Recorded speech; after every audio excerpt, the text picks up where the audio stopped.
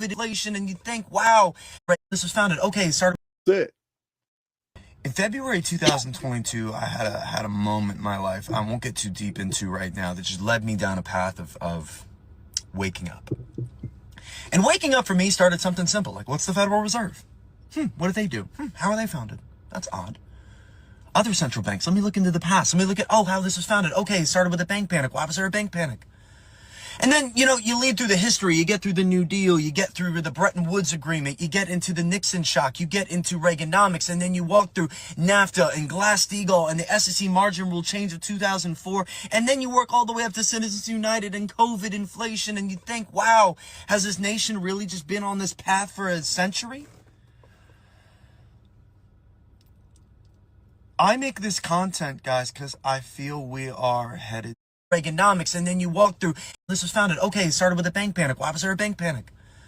And then, you lead through the history, you get through the New Deal, you get through the Bretton Woods Agreement, you get into the Nixon shock, you get into Reaganomics, and then you walk through NAFTA and Glass-Steagall and the SEC margin rule change of 2004, and then you work all the way up to Citizens United and COVID inflation, and you think, wow, has this nation really just been on this path for a century? I make this content, guys, because I feel we are headed toward clear economic authoritarianism. Because I believe full-heartedly there is a path set up to walk down. And be clear, I'm not saying this is what's going to happen. But that the path of lily pads in our history, looking at the legislative wires, ripping out New Deal legislation, law by law, union by union, regulation by regulation, allowing a billionaire to make a little more, allowing a corporation to have a little less red tape, allowing an investor to make a little bit more moolah, all to the tune of the working class wealth gap being so exacerbated at this moment that it doesn't seem recoverable. I don't think it's supposed to be. I make this content because I don't want you to feel like what's happening at this moment is coming out of left field. The system's operating as it should.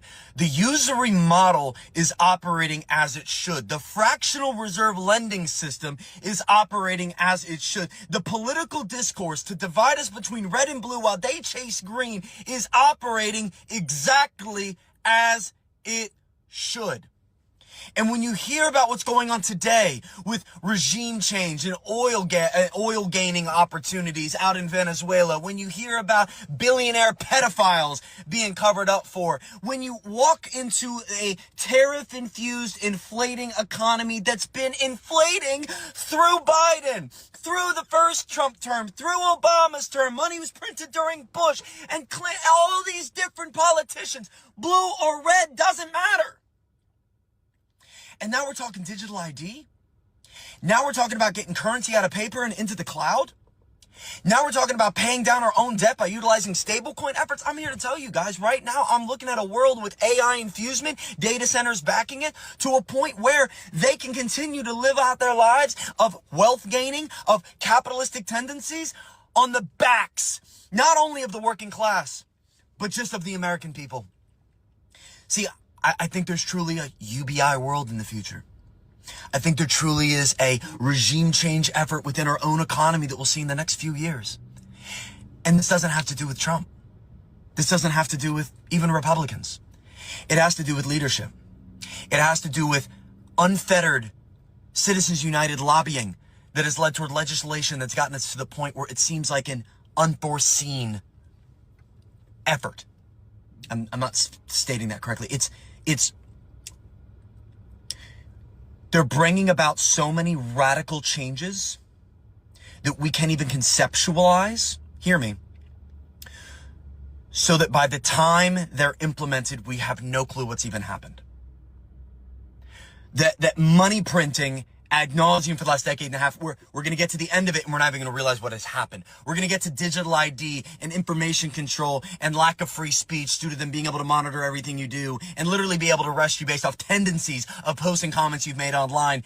That is a world we are walking toward. We are walking toward a world where the normal everyday person is going to have to rent everything, is going to have to subscribe to everything. There are going to be subscription cars, okay? There are going to be subscriptions for everything.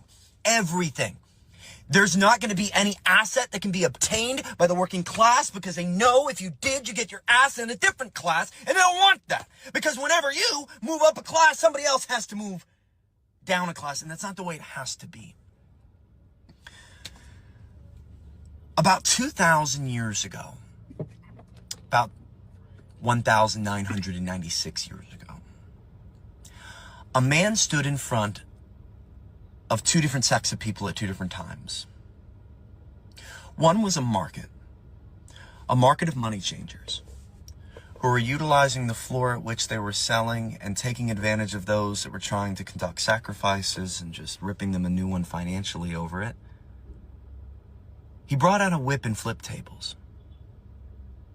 On another instance, in a market full of individuals called out vehemently the den of vipers that are leading them, the cold-hearted religious influence that was leading their people toward a wealth gap problem. And a man who's now in a book that has been utilized to propagandize and nationalize a bunch of old white men, and using that very book to posture themselves as blessed, to posture themselves as in the right, all while ignoring the very thing Jesus, Yeshua, Christ hated: wealth hoarding and false leadership.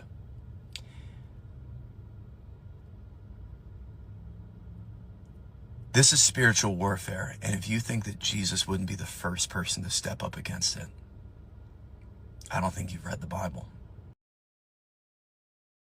Like, hey, you know what? He's feeling that. He's feeling that.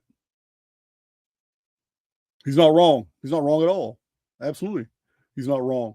So it would behoove us to check out David Icke a long time ago. So he's always had his finger on the pulse. Like Alex Jones, David Icke has his detractors as well. I really don't have anything